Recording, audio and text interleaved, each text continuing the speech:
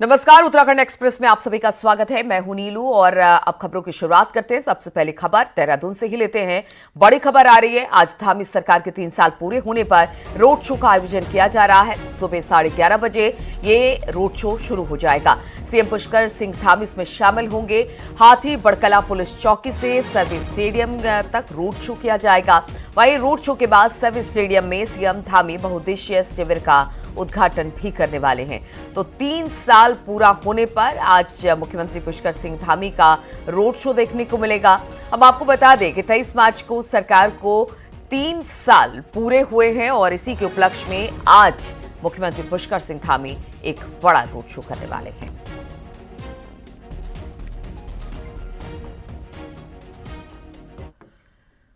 उत्तराखंड में करप्शन पर ताबड़तोड़ एक्शन हो रहा है और धामी सरकार की सख्ती लगातार जारी है। सीएम पुष्कर सिंह धामी ने शुक्रवार को 1064 हेल्पलाइन की समीक्षा बैठक की, जिसमें जानकारी दी गई कि बीते 3 सालों में रिश्वत की 66 घटनाएं सामने आई, जिसमें 72 भ्रष्टाचारियों को हिरासत में लिया गया।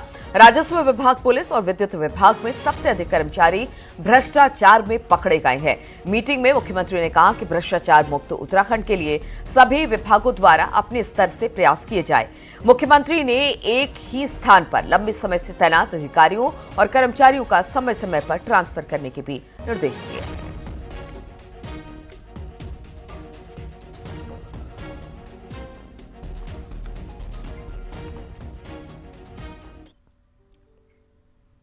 उत्तराखंड में जल संरक्षण और जल स्रोत संरक्षण को लेकर कल धामी सरकार ने बड़ा कदम उठाया। देहरादून में जल संरक्षण अभियान के तहत भगीरथ ऐप को सीएम पुष्कर सिंह धामी ने उसका लोकार्पण किया।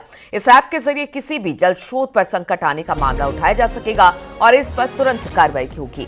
इस मौके पर सीएम धामी ने कहा कि जल संरक्षण की थीम इस बार धारा मेरा, नौला मेरा, गांव मेरा, प्रयास मेरा रखी गई है। यह अभियान सभी लोगों का होना चाहिए, सिर्फ कुछ लोगों का नहीं होना चाहिए। प्रधानमंत्री जी की अपेक्षा के अनुरूप राज्य के जल स्रोतों के संरक्षण के अभियान में प्रदेश की जो सम्मानित जनता है उसकी भागीदारी सुनिश्चित करने से इस वर्ष के जिसके बारे में अभी गणेश जोशी जी ने कहा कि बहुत अच्छा थीम रखा गया है जल संरक्षण का, धारा मेरा, नौला मेरा, गांव मेरा और प्रयास मेरा, ये रखा गया है। और सच में ये हम कुछ लोगों का ही ये अभियान न रहे, ये थीम कुछ हम लोगों की न रहे, केवल सरकार की नहीं रहे, केवल सारा का ही न रहे, सारे के साथ सारे का सारा हो जाए। राष्ट्रीय स्वयंसेवक की अखिल भारतीय प्रतिनिधि सभा की बैठक पिछले दिनों बेंगलुरु में हुई और जिसमें उत्तराखंड को लेकर कई ऐसे फैसले हुए जिसका असर अब आने वाले दिनों में उत्तराखंड संघ और बीजेपी सरकार के कामकाज पर साफ तौर पर दिखेगा।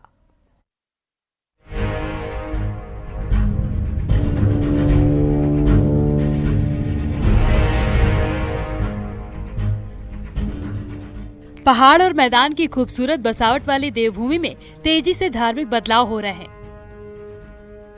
छोटे छोटे कस्बों की डेमोग्राफी बदल रही है।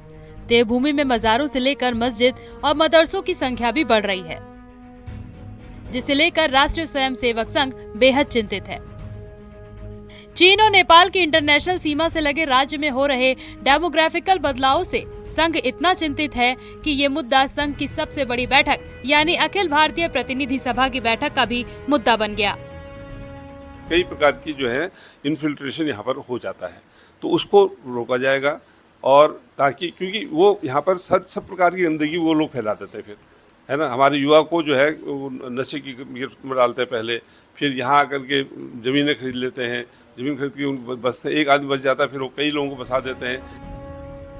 जाहिर है संघ इस बात से चिंतित है, इसीलिए संघ ने अपनी 1500 से ज्यादा शाखाओं के जरिए हिंदू समाज के बीच घर घर संपर्क अभियान चलाने का ऐलान कर डाला, ताकि देवभूमि में जमीन खरीद कर इसे कब्जाने की चाहत रखने वाले लोगों को उत्तराखंड में जमीन बेचने वाले ही न मिले।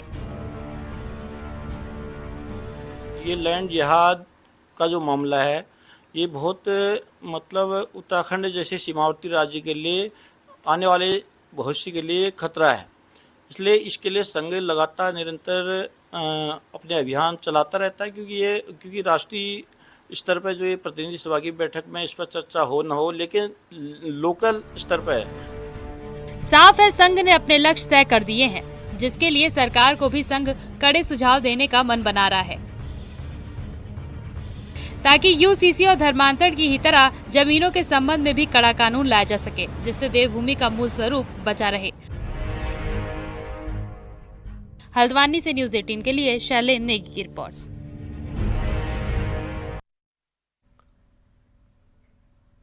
उत्तराखंड के नए मुख्य सचिव आनंद वर्धन होंगे। अप्रैल से आनंद वर्धन कार्यभार संभालेंगे। आनंद वर्धन 1992 बैच के आईएएस अधिकारी हैं और मुख्य सचिव राधा रतूड़ी की जगह लेंगे। राधा रतूड़ी 31 मार्च को रिटायर हो रही हैं। राधा रतूड़ी को 2 बार एक्सटेंशन मिला था और अब आनंद वर्धन के नाम पर मुहर लग गई है। आनंद वर्धन उत्तर प्रदेश के दौरान रामपुर इटावा के डीएम भी रहे, तो उत्तराखंड बनने के बाद हरिद्वार, पौड़ी और नैनीताल के डीएम भी रह चुके हैं। यही नहीं, साल 2010 के हरिद्वार महाकुंभ में आनंद वर्धन ही मेलाधिकारी भी रहे। आनंद वर्धन राज्यपाल के सचिव के साथ ही कई विभागों के सचिव की जिम्मेदारी भी संभाल चुके हैं।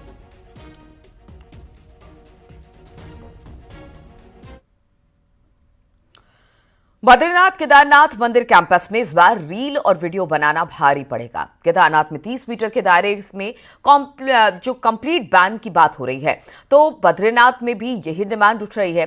लेकिन रोजाना हजारों की भीड़ में मोबाइल कंट्रोल मैनेज कैसे होंगे, जबकि पहले भी ये नियम लागू हो चुके हैं, तब भी इसका कोई खास असर देखने को नहीं मिला था। देखिए जरा ये रिपोर्ट।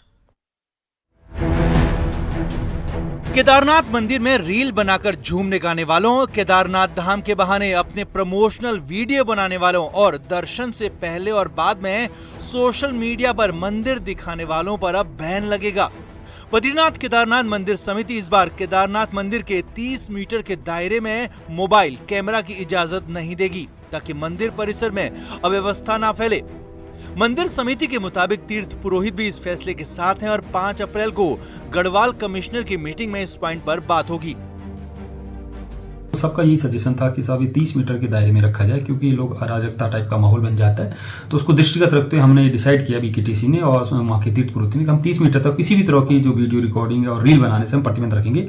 और आगामी 5 तारीख को हमारे माननीय कमिश्नर साहब के अध्यक्ष में बैठक है, उसमें भी हम इस बिंदु को रखेंगे। और मुझे लगता है कि ये ऐसा पॉइंट होगा कि इससे जो है यात्रा हमारी सरल और सुगम हो जाएगी और जो बाकी दर्शक हैं वो अच्छी तरीके से श्रद्धालु हैं दर्शन कर पाएंगे बाबा केदार के। सरकार की तरफ से पिछले साल भी ये फैसला लागू किया गया था, तो बद्रीनाथ में कुछ मामलों में जुर्माना तक लगा। ऐसे में इस बार भी बद्रीनाथ में ये नियम लागू करने की डिमांड हो रही है। एक्सपर्ट मानते हैं कि मोबाइल बैन करने के बजाय दोनों धामों में जैमर लगाकर सिग्नल जाम करने चाहिए। वहीं 6 साल तक मंदिर समिति के अध्यक्ष रहे गणेश गोदियाल के मुताबिक नियम पहले से हैं, लेकिन अव्यवस्था बीजेपी राज में फैली है, जहां हर कोई नियम ताक पर रखता है। बहुत ही सुंदर मांग है और बहुत अच्छी पहल है। मैं कहता हूं कि उत्तराखंड के जितने भी प्रसिद्ध मंदिर हैं या कोई भी मंदिर हैं, इस प्रकार से जो फिल्मी गानों पर तड़क भड़क अश्लीलता के साथ जो रील्स वगैरह बनाई जा रही है, जो सिर्फ सोशल मीडिया अकाउंट को लेकर के बनाई जाती हैं, आप अन्यत्र कहीं भी बनाइए, लेकिन मंदिरों में इस प्रकार की कृत्य न कीजिए। नियम बनाने से क्या होगा? नियम तो पहले भी थे। नियम तो ये भी था कि गर्भगृह में फोटोग्राफी नहीं होगी, लेकिन जब बड़े लोग वहां आए और बड़े लोगों ने अंदर फोटोग्राफी शुरू कर दी, तो बाकी लोगों ने उसका अनुसरण किया। तो इसलिए ये बात नहीं है कि नियम बना दिया, नियम बनाया पर उसका पालन भी तो होना चाहिए। जब से भारतीय जनता पार्टी के लोग वहां काबिज हुए हैं, लगातार नियमों की धज्जियां उड़ाते आ रहे हैं और इसी के तहत ये नियम भी कब तक चलेगा ये ऊपर वाले को ही पता है, परमेश्वर को ही पता है। बद्रीनाथ केदारनाथ में हर साल श्रद्धालुओं की संख्या बढ़ती जा रही है, तो सोशल मीडिया में रील वीडियो शेयरिंग के साथ लाइव का ट्रेंड भी बढ़ा है। तो ऐसे में अब मंदिर समिति पुलिस प्रशासन के सामने चैलेंज यही है कि 6 महीने की यात्रा वाले इन 2 धामों में कैसे मोबाइल और कैमरे को कंट्रोल किया जाए, ताकि आसानी से दर्शन भी हो सके और मोबाइल जमा करने के नाम पर विवाद की नौबत भी न आए। जोशीमठ से नितिन सेमवाल के साथ दीपांकर भट्ट, न्यूज़ 18 देहरादून। केदारनाथ यात्रा तैयारियां जोरों पर चल रही हैं और पैदल मार्ग से बर्फ हटाने का काम भी चल रहा है। इस बार एक वैकल्पिक मार्ग तैयार किया जा रहा है और ये वैकल्पिक मार्ग भीमबली से रामबाड़ा और गरुड़ चट्टी तक बनाया जा रहा है। इसके लिए बर्फ हटाई जा रही है और रास्ता तैयार हो रहा है। माना जा रहा है कि अप्रैल के महीने में इस पूरे रास्ते को तैयार किया जाएगा। इस रूट के बन जाने से केदारनाथ यात्रा का पैदल रास्ते की दूरी भी कम हो जाएगी।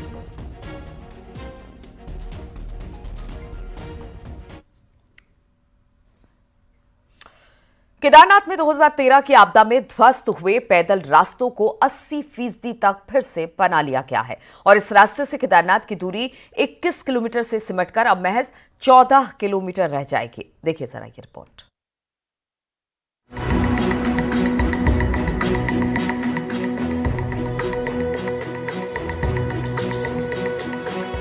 ये है केदारनाथ धाम में रामबाड़ा से गरुड़ चट्टी तक जाने वाला पैदल रास्ता, जिसको बनाने के लिए इन दिनों युद्ध स्तर पर काम चल रहा है। करीब 6 किलोमीटर का ये वही रास्ता है जो 2013 की केदारनाथ आपदा में पूरी तरह ध्वस्त हो गया था। आपदा के करीब 12 साल बाद एक बार फिर इस पैदल रूट को रिस्टोर करने का काम हो रहा है। ये रास्ता बनता है तो केदारनाथ की पैदल दूरी सिमटकर महज 14 किलोमीटर हो जाएगी। वर्तमान में केदारनाथ जाने के लिए जिस पैदल रास्ते का प्रयोग किया जा रहा है, उससे केदारनाथ तक पहुंचने के लिए 21 किलोमीटर का सफर तय करना पड़ता है।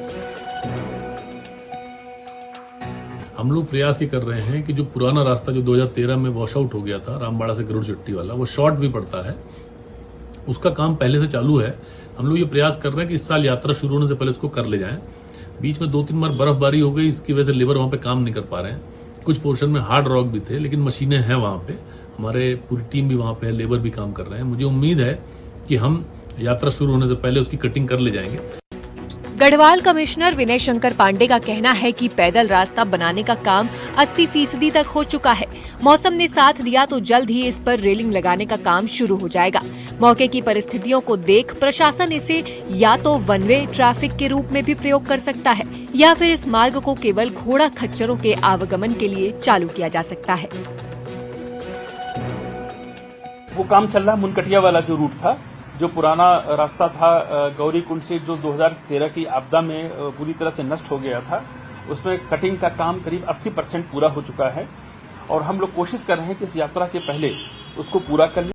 बहरहाल ये रूट तैयार हुआ तो चाहे इसे वन वे ट्रैफिक के रूप में प्रयोग करें या घोड़ा खच्चरों के आवागमन के लिए, दोनों ही सूरत में पैदल यात्रियों को बड़ी सहूलियत मिलेगी, क्योंकि केदारनाथ यात्रा में घोड़ा खच्चरों और यात्रियों के एक साथ एक ही रास्ते पर चलने के कारण यात्रियों को अनेक दिक्कतों का सामना करना पड़ता है।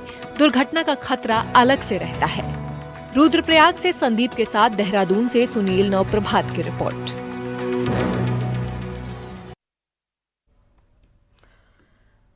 उत्तराखंड में अवैध मदरसे और जिहाद जैसे शब्दों को लेकर छिड़ी सियासी जंग के बीच मुख्यमंत्री धामी ने साफ कर दिया कि मदरसे जो भी अवैध होंगे उनके खिलाफ एक्शन जारी रहेगा। यानी कि 160 मदरसे सील होने के बाद अब बाकी बचे 380 अवैध मदरसों का भी नंबर जल्द लगने वाला है।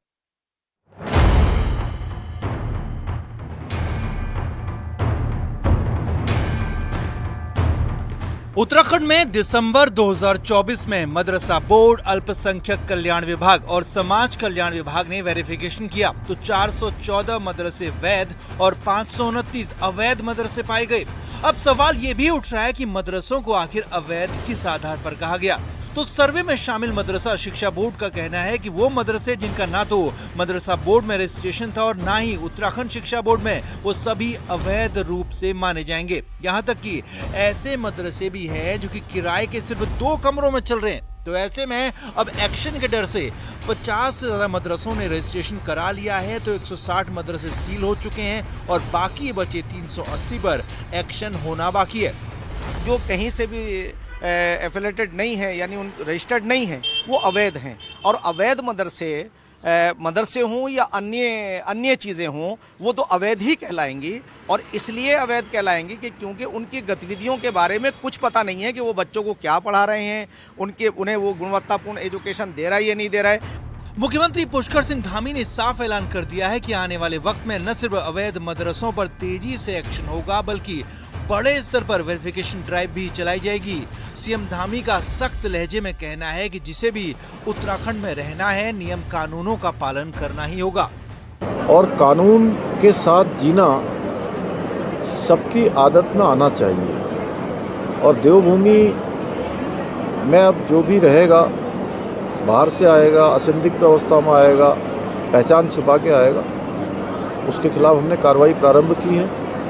160 के करीब ऐसे मामलों में अभी कार्रवाई हुई है, अवैध जो रूप से चल रहे थे। और निकट भविष्य में हम और सघन वेरिफिकेशन ड्राइव चलाने वाले हैं, जिससे कि कहीं पर भी कोई भी अपराधी किस्म का, कोई भी यहाँ पर वांछित अपराधी या असंदिग्ध होने वाला किसी भी कीमत पर हमारे राज्य के अंदर प्रवेश न कर पाए। मुख्यमंत्री जी की बहुत सीधी और स्पष्ट सोच है कि देवभूमि के स्वरूप को, देवभूमि के स्वभाव को, देवभूमि की प्रकृति को हम बदलने नहीं देंगे। देवभूमि में जो डेमोग्राफिक चेंजेस जबरदस्ती जबरिया करने की जो कोशिश कर रहे हैं, उनके मंसूबों को हम धरातल पर उतरने नहीं देंगे। अब सिर्फ अवैध मदरसे ही नहीं बल्कि अतिक्रमण बिना वेरिफिकेशन के रेहड़ी ठेली चलाने वालों पर भी सख्त एक्शन देखने को मिल सकता है। और माना जा रहा है कि सरकार ईद के बाद इसको लेकर बड़ी ड्राइव चला सकती है। देहरादून से न्यूज़ 18 के लिए सुनील नौप्रभात की रिपोर्ट।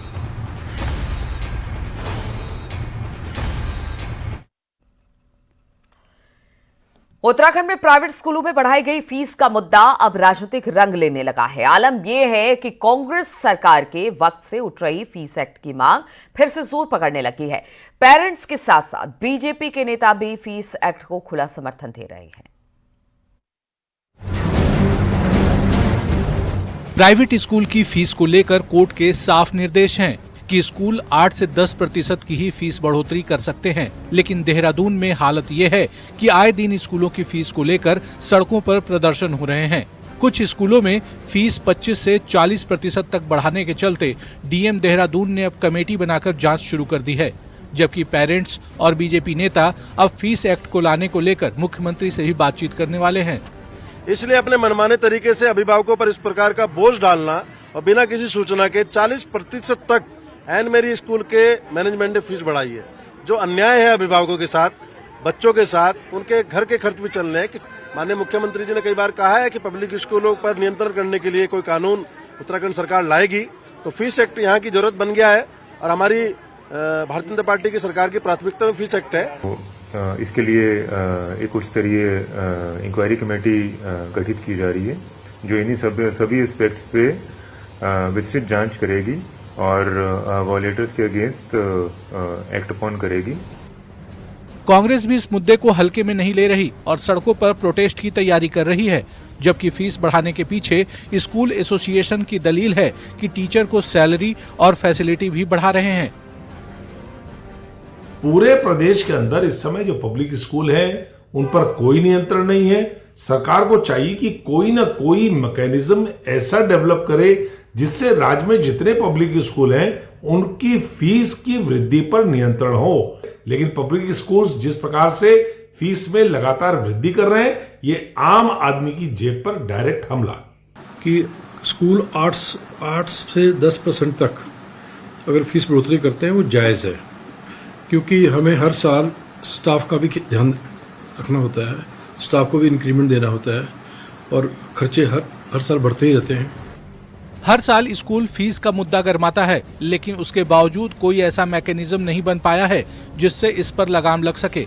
यही वजह है कि एक बार फिर से फीस एक्ट का मुद्दा जोर पकड़ने लगा है। न्यूज़ 18 के लिए देहरादून से भारती सकलानी की रिपोर्ट। पिथौरागढ़ में शिक्षा व्यवस्था पूरी तरह से पटरी से उतरी हुई है। आलम यह है कि यहां पर 95% स्कूल जहां पर बिना प्रिंसिपल के चल रहे हैं, वहीं शिक्षकों की भी भारी कमी बनी हुई है। ऐसे में छात्रों का भविष्य राम भरोसे ही नजर आ रहा है। देखिए जरा ये रिपोर्ट। बॉर्डर जिले पिथौरागढ़ में ज्यादातर सरकारी स्कूल राम भरोसे चल रहे हैं। यहाँ स्कूलों में न तो प्रधानाचार्य हैं और न ही टीचर। हालात कुछ यूं हैं कि 128 इंटर कॉलेज में से सिर्फ 6 में ही प्रिंसिपल मौजूद हैं। कुछ ऐसा ही हाल हाई स्कूल का भी है। हाई स्कूल में प्रिंसिपल के 86 पद हैं, लेकिन तैनाती है सिर्फ 2 प्रिंसिपल की। प्रिंसिपल की कमी के चलते 206 इंटर और हाई स्कूल प्रभारियों के सहारे चल रहे हैं। नियमित प्रिंसिपल नहीं होने से स्कूलों के प्रशासनिक काम खासे प्रभावित हो रहे हैं। हमारे प्रधानाचार्य के 128 पद स्वीकृत हैं, जिसके सापेक्ष 6 पद में कार्यरत है प्रधानाचार्य। इसी प्रकार हाई स्कूलों में 86 प्रधानाध्यापक के पद स्वीकृत हैं, जिसके सापेक्ष 2 हमारे प्रधानाध्यापक कार्यरत हैं। प्रिंसिपल की तरह ही यहाँ टीचर्स का भी टोटा बना हुआ है। हालात ये हैं कि 1169 प्रवक्ताओं की जगह सिर्फ 432 ही नियमित तौर पर तैनात हैं, जबकि एलटी में 1632 शिक्षकों के मुकाबले सिर्फ 1141 ही स्कूलों में पढ़ा रहे हैं। प्रवक्ताओं और एलटी शिक्षकों की कमी को दूर करने के लिए कुछ स्कूलों में गेस्ट टीचर का सहारा लिया जा रहा है। बावजूद इसके हालात पटरी पर नहीं आए हैं। अधिकतर स्कूलों में शिक्षकों को प्रभारी प्रिंसिपल बनाया गया है, जिससे उन पर काम का दोहरा बोझ पड़ रहा है। अध्यापक के नहीं होने के कारण वहाँ से लोगों का पलायन लगातार आपका बढ़ रहा है।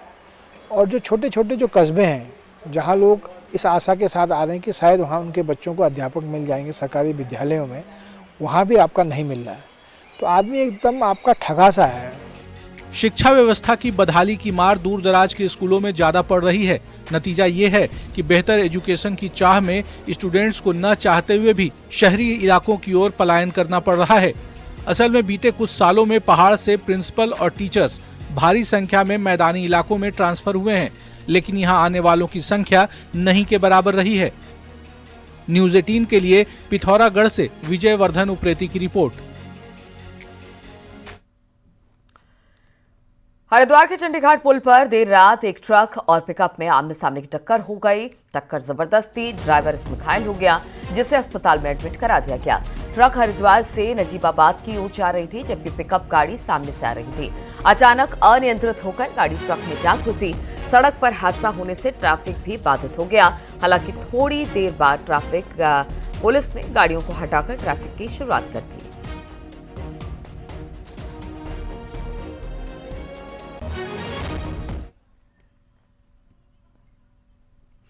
रामनगर की कानिया में लगातार गुलदार की धमक देखने को मिल रही है। यहाँ के धर्मपुर नफनिया में गुलदार दिखने से लोगों में डर है। ये गुलदार का जो वीडियो सामने आया है, देखिए किस तरह से घूमता हुआ दिखाई दिया। वहां लगे एक सीसीटीवी कैमरे में कैद हुआ। इसमें ये गुलदार आराम से रोड पर चहलकदमी करता हुआ नजर आया।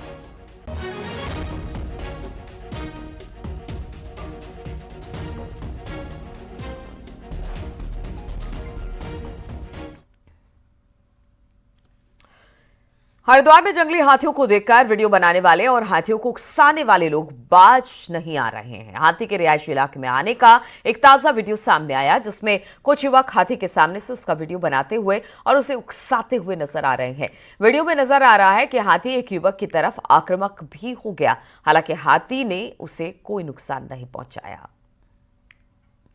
तो ये तस्वीरें आप देख रहे हैं हरिद्वार की, जहां पर एक हाथी अक्सर देखा गया है कि रिहायशी इलाकों में ये हाथियों का झुंड हो या सिंगल हाथी हो, वो पहुंच जाते हैं। लेकिन इस दौरान जो लोग वहां पर रहते हैं वो फोटो और रील्स बनाने के चक्कर में हाथियों को उकसाते हैं, जिससे हाथी गुस्से में आ जाते हैं। और इस वीडियो में भी कुछ ऐसा ही देखने को मिला। एक युवक वहां पर रील और वीडियो बनाता हुआ दिखाई दिया। हालांकि हाथी उसके ओर मुड़ा, लेकिन फिर उसके बाद वो अपने रास्ते चला गया।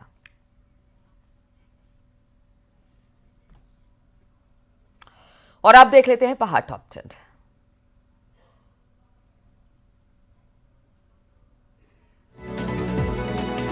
चमोली में नंदप्रयाग तक रोड पर 14 अप्रैल तक दिन में छोटे वाहनों की आवाजाही पर रोक लग गई है। चारधाम यात्रा के चलते इस समय रोड को ठीक किया जा रहा है।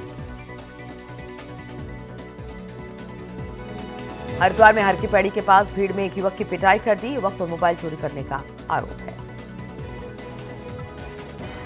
विकासनगर की सहसपुर पुलिस ने 2 पशु चोरों को गिरफ्तार किया। आरोपियों ने 3 भैंस और पशुओं को बेचा था, जिसका कैश बरामद हुआ। पिथौरागढ़ के कृष्णापुरी में पेयजल संकट से उपभोक्ता नाराज हो गए।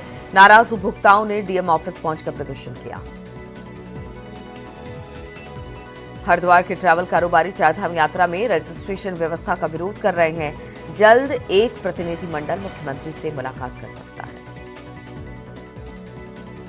धामी सरकार के 3 साल पूरा होने पर विकासनगर में बहुउद्देशीय शिविर लगा, जिसमें 38 विभागों के स्टॉल लगाकर योजनाओं का प्रचार प्रसार किया गया। उत्तराखंड सरकार के 3 साल पूरा होने पर हरिद्वार के धिरवाली में बहुउद्देशीय शिविर का आयोजन किया गया, जिसमें लोगों की समस्याएं सुनी गई। चाइना बॉर्डर के करीब रहने वाले गुंजी के ग्रामीणों ने हो रहे निर्माण कार्यों को लेकर नाराजगी जताई है और पिथौरागढ़ डीएम ऑफिस पहुंचकर विरोध भी किया। सेना के विशिष्ट सेवा के लिए सम्मानित और एसएसबी में कमांडेंट रहे पुरुषोत्तम पाटनी का 85 वर्ष की आयु में गुरुवार को निधन हो गया। हरिद्वार के सिडकुल की निजी कंपनी में कैबिनेट मंत्री रेखा आर्य पहुंची और कई महिलाओं को ग्रेजुएट सर्टिफिकेट बांटे।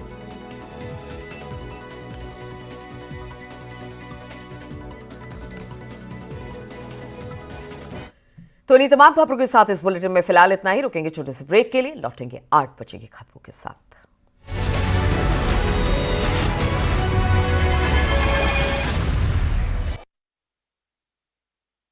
आप देख रहे हैं न्यूज़ 18 उत्तर प्रदेश उत्तराखंड।